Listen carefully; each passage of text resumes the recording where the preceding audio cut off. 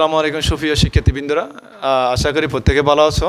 আমি SSC chemistry বিষয়ে সপ্তমীদের আমি জারণ সংখ্যা কীভাবে নির্ণয় করতে হয়, কীভাবে মুখস্থ না করে জারণ সংখ্যা আমরা সহজে নির্ণয় করতে। জারণ সংখ্যা হচ্ছে ওই সংখ্যা কোনো মূলের সর্বশেষ কক্ষপথে ইলেকট্রন ত্যাগ করবে না গ্রহণ করবে, ওই সব সংখ্যাগুলোকে সাধারণত জারণ সংখ্যা হিসেবে ধরি হয়।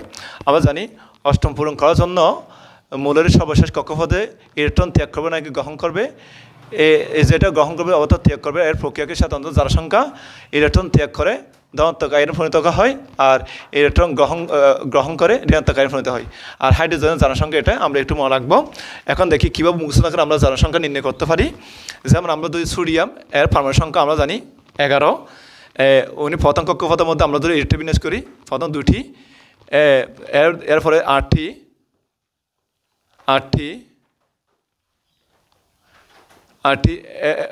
তাহলে দুটি 8টি 10টি, এবং সর্বশেষ কক্ষপথে একটি, তাহলে টোটালে হচ্ছে 11টি। সে তো মানে ফার্স্টে 6টি মানে তো গ্রহণ করতে পারবে না, সে একটি ইলেকট্রন ত্যাগ করে উনি সর্বশেষ কক্ষপথে 8টি মানে হতে হবে।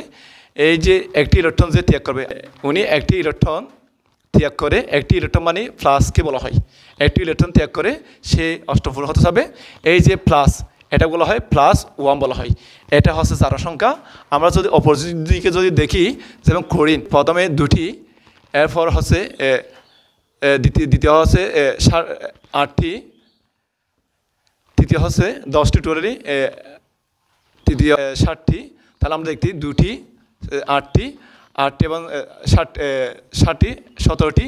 সেই সর্বশেষ কক্ষপথে অষ্টম পূরণ করার জন্য সে আমরা জানি অধাতু, ক্লোরিন যেহেতু অধাতু, সে 2টি 3টি অথবা একটি ইলেকট্রন গ্রহণ করে অষ্টম পূরণ করতে হবে।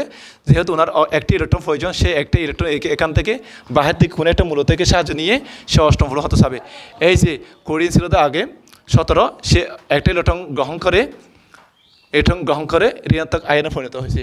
এই যে আয়ন, এই যে মাইনাস চিহ্ন রূপান্তর হয়েছে, এটাকে বলা হয় জারণ সংখ্যা। তাহলে আমরা জানতে পারি যারা সর্বশেষ কক্ষপথে অষ্টম পূরণ করার জন্য ত্যাগ করা এবং গ্রহণ করা, কয়টি ত্যাগ করবে কয়টি গ্রহণ করে, এই প্রক্রিয়ার নাম হচ্ছে আমরা সাধারণত জারণ সংখ্যা।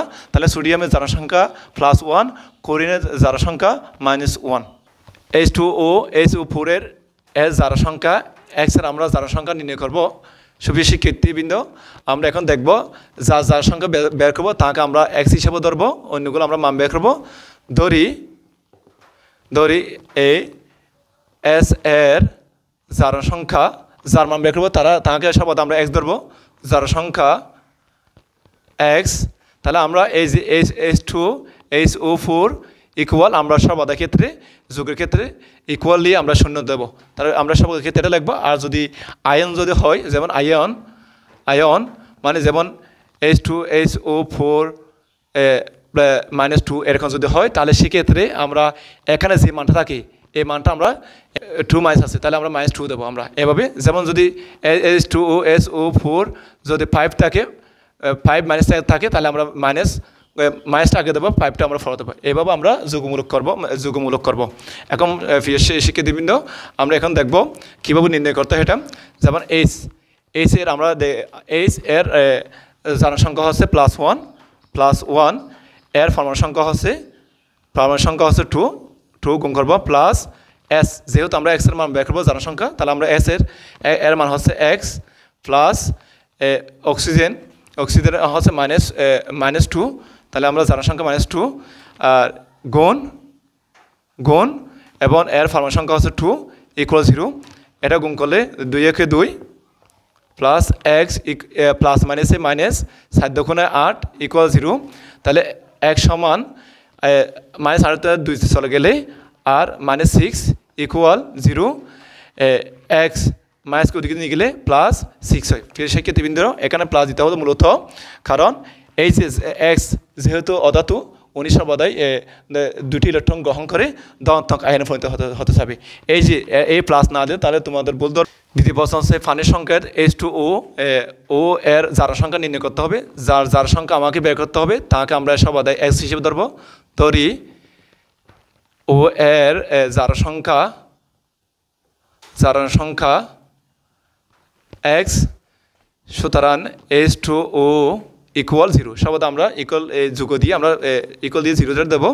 আমরা জানি এইচ এর যার সংখ্যা হচ্ছে +1, এর দুইটা ফরমানো আছে, তাহলে 2 গুণ হবে প্লাস এক্স, ওর যেহেতু যার সংখ্যা বের করবো ওনার মান হচ্ছে এক্স ইকুয়াল 0, 2 একে 2 প্লাস এক্স ইকুয়াল 0।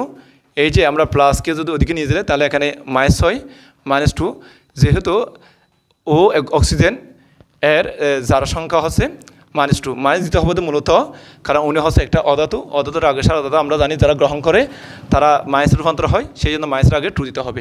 এইভাবে তোমরা যদি অতি সহজে তোমরা যদি করো তাহলে তোমরা সহজ তোমরা যার সংখ্যা নির্ণয় করতে পারবা।